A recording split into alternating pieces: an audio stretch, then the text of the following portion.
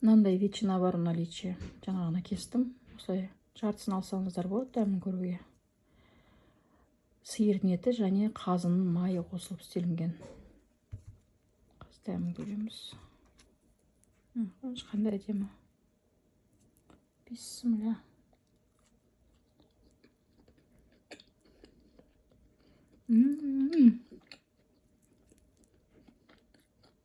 Күшті екен дәмі бар ғой енді. Айтып жатсам.